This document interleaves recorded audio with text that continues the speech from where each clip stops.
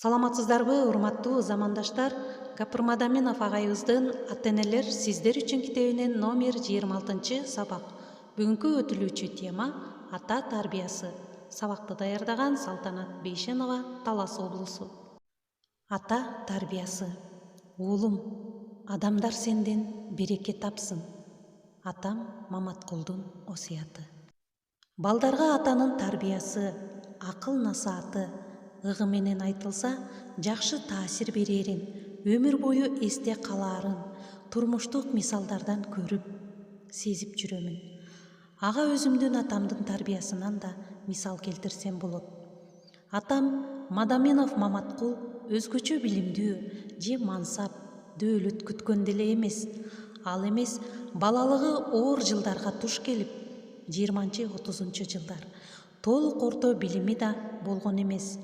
Жаштыгынан турмуштун оор кыйынчылыгын көрүп, Максим Горький сыяктуу баардык билим тажрыйбаны турмуш университетинен алган. Кой баккан, армияда кызмат кылган, кийин пенсияга чыкканга чейин Сүлүктүү шахты башкармасында катардагы жумушчу болуп иштеген. Ошол бир жерде 20-30 жыл үзгүлтүксүз иштегени үчүн 1989 жылы шахта башкармасы тарабынан Жигули автомашинасын алууга татыктуу болгон. Энем Курсанай 9 баланы чоңойтуп, тарбиялап, үйлүү жайлуу кылган. Анын 5-и жогорку билимдүү, калгандары да атайын орто билимдүү. Өзү да, балдары биз да эл катары эмгектенип, жашап, күн өткөргөн жөнөкөй адамдарбыз. Бирок мен атамдын жөнөкөй, мээнеткеч адам болсо да, жеке турмуштук тажрыйбадан акылы толуп, бай тажрыйбага ээ болгон, өзүнчө даанышман адам экендигин эс тартып, чоңое баштаганда анын сөздөрүнөн адамдарга мамилеси, күндөлүк турмуш тиричиликте байкай баштадым эле. Бүгүнкү күндө бир аз окуп, элди жерди көрүп, ар түрдүү адамдар менен баарлашып, ага дагы бир жолу ишендим. Атамдын бизге эң чоң тарбиясы анын жеке эмгекчилдигинде, тынбай аракетинде эле. Ал көбүнчө тынымсыз эмгектенген, чор болгон колдорун көрсөтүп, балдарым, мен силерди ак эмгегим менен чоңойттум, окуттум. Силер да мээнеткеч болгула, адам болгула, ак эмгек менен нан таап жегиле деп айтаар эле. Атамдын ал сөздөрү бүгүнкү күндө да кулагымда жаңырып турат. Мен көбүнчө ойлоп калам. Мен окуучуларыма, балдарыма чала билимдүү атамдай тарбия берип, из калтыра алдымбы деп. Атам үй тиричилигинде эмгек тарбиясына өзгөчө көңүл бурар эле. Ким баласын жакшы көрсө, ишке, эмгекке үйрөтсүн, катуу тартипке үйрөтсүн деп айтаар эле. Айланайын деп артыкча алпештеген бала бошоң болот. Аталада эзилип, өзүңдү да, бирөөнү да уят кылат деп айтып калчу. Бирок үй тиричилик ишинде да, өкмөттүн ишинде да ойлонуп иштегиле, оолукпагыла, шашпагыла деп өзү үлгү көрсөтөр эле. Мисалы, үй, короо жайды шыпыруу, тазалоо, чөп чабуу, жер айдоо. Эмне ишти кылса да берилип иштээр эле. Ал киши жасап жаткан ишти карап туруп, сен да жасагың келип кетер эле.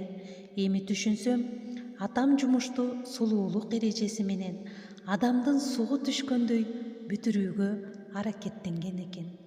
Жумушту дайыма ачык маанай менен күлүп, жайнап кылгыла дээр эле. Атам менен иш кылсак, эч чарчабайт да, зерикпейт да элек. Көп күлдүрүп сүйлөчү. Ошол эле учурда өтө сүрдүү, катуу, талапчыл эле. Эмне ишти кылсаң, эмгек куралыңды даярда. Күрөк, орок, балта, керки, ат жабдык жана башкалардын баардыгы таза, курч, ишке жарамдуу болсун. Ошондо ишиң ойдогудай болот деп айтаар эле.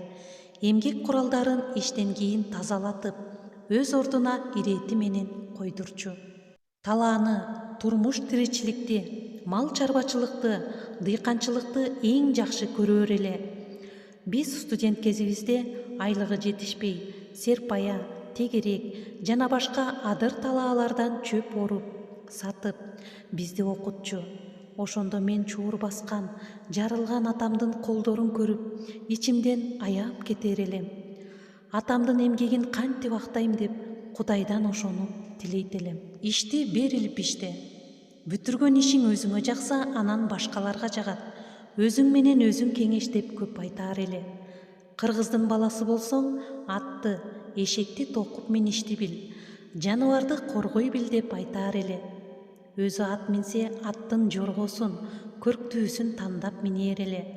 Тоодо, түздө, эңкейиште түшүп жетелеп алар эле. Эмнеге деп сурасак, малга жабыр болот дечү. Айрыкча жүк артканда өйдө ылдыйда жетелеп алгыла дечү эле. Ошентип атам бизди мал жаныбарга да мээримдүү болууга тарбиялап жүрүптүр. Өзү гезит окуп, телевизор көргөнү менен саясатка аралашчу эмес. Биз жөнөкөй адамбыз.